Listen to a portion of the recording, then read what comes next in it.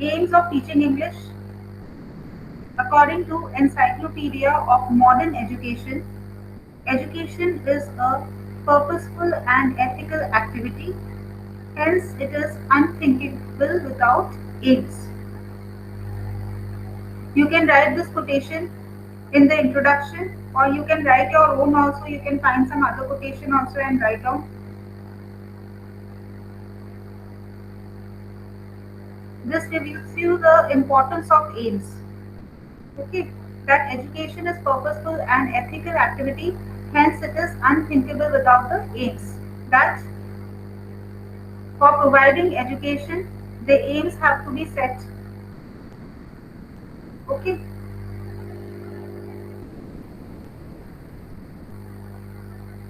Teaching of a subject becomes effective, interesting, and more systematic only when the teacher is fully aware of the aims and the importance of teaching that subject.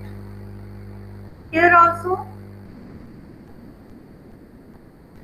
we are specifying the importance of aims. Why aim is important? Teaching of any subject. We are talking of all the subjects over here. That teaching of a subject becomes effective, interesting, and more systematic only when the teacher is fully aware of the aims. She knows which are the aims which have to be achieved after teaching the students, and importance of teaching that subject. In the words of John Dewey, an aim is a foreseen end that gives direction to an activity or motivates behavior.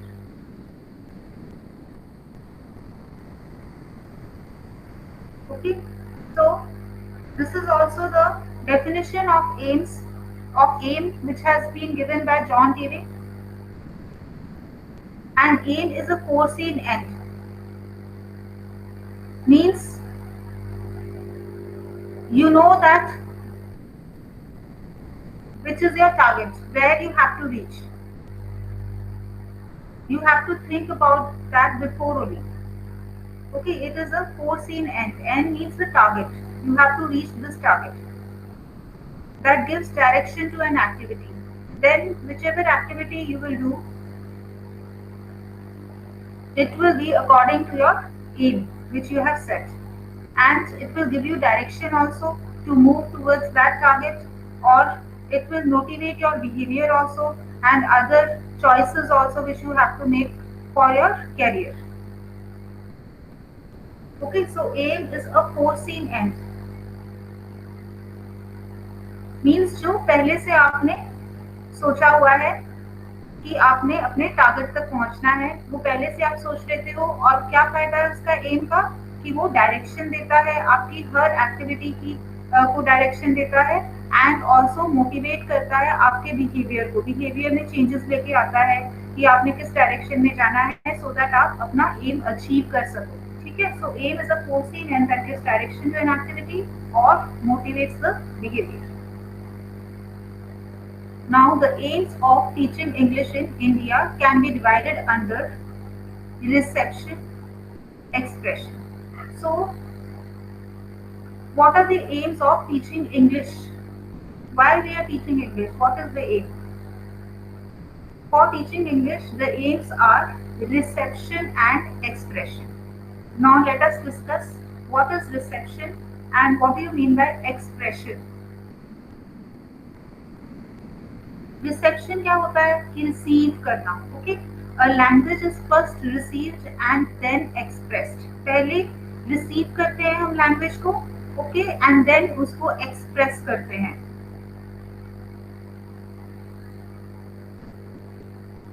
Reception, अब देखो reception कैसे करते हैं। Reception involves the following: listening and understanding. ठीक है, You receive the language by listening. Receive करते हो आप लैंग्वेज जब सुनते हो, and understand भी करते हो। Okay, so listening and understanding में कौन कौन सी चीजें आती हैं? Listening and understanding, providing maximum opportunities to listen. That means the students should be provided the maximum opportunities to listen to English language so that their language skills are improved. Next is using audiovisual aids such as tape recorder, lingua phone, radio, etc. Lingua phone is also a device which is used for listening. Lingua means language. Lingua phone was used in the olden days in the past. Using English in routine conversation also. That way also you can make the students listen to the English language. Using English in routine conversation.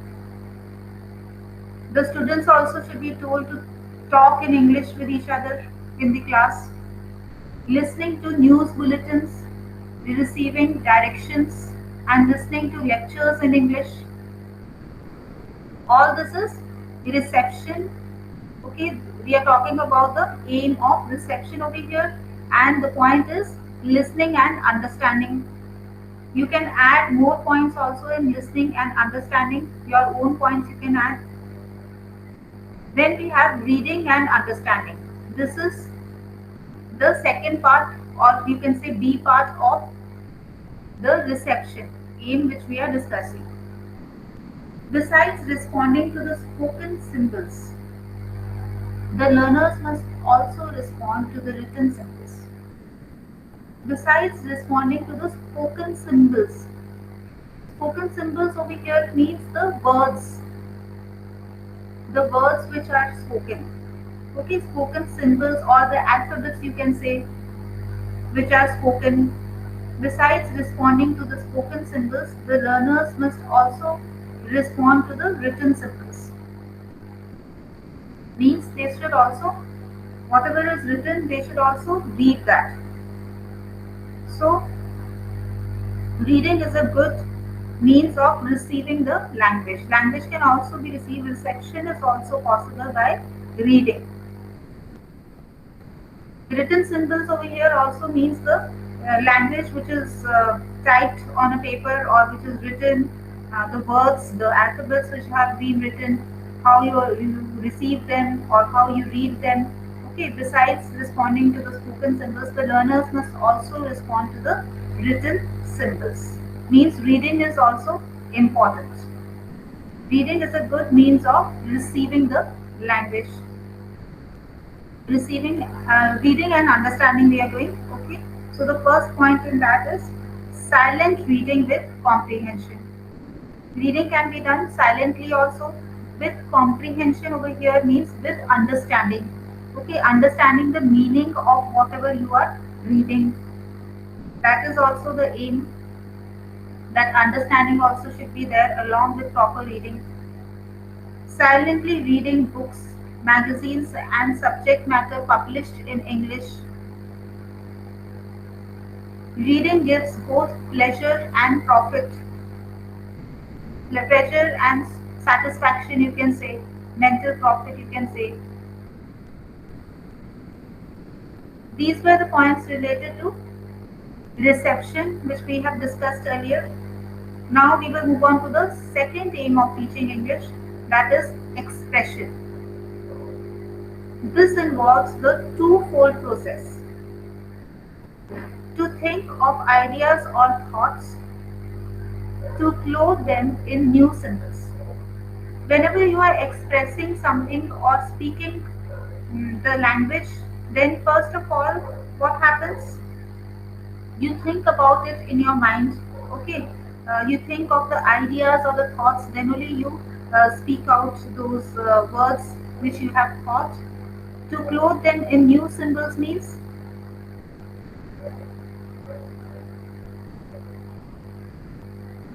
to create your own words by yourself from your mind. Whatever you have thought, you are speaking out that. Okay, so clothe them. To clothe them in new symbols means the words which you are speaking or the alphabets you are speaking or the sentences which you want to convey. Okay, so that is, it involves the twofold process. To think of ideas or thoughts, ठीक है, सोचना अपने mind में, जो भी आपने बोलना है, बोलने से पहले आप सोचते हो आइडियाज के बारे में, या फिर माइंड के अंदर थॉट आती है पहले, फिर ही आप बोलते हो, चाहे कोई भी लैंग्वेज हो, हिंदी हो, पंजाबी हो, इंग्लिश हो, है ना। पहले आप माइंड में सोचते हो, फिर उसको आप, मुझे लगता है, इनकोड करते हो, फिर डिकोड करते हो, है ना। तो फिर जो भी है, वो माइंड के अंदर जो प्रोसेस चल रहा होता है, उसके बाद आपने क्या करना है, आप बोलते हो, ठीक है। तो जो भी वर्ड्स आप बोलते हो, अल्फाबेट्स आप बोलते हो, आप, आपकी अपनी क्रिएटिविटी है, या आपकी अपनी लैंग्वेज है वो, है ना। तो आप क्या करते हो, उनको एक तरह के कपड़े पहना रहे हो अपने थॉट्स को आप, to clothe them in new symbols, ठीक है। तो एक्सप्रेशन जो है वो टू फोल्ड है, एक है आप सोच रहे हो, और दूसरा है कि आप बोल रहे हो, जो भी आप सोच रहे हो उसको आप अपने वर्ड्स में या अपने सेंटेंसेस में जाहिर कर रहे हो, ठीक है। These are two four process which is thinking and expressing, you can say to clothe them in the new symbols of language.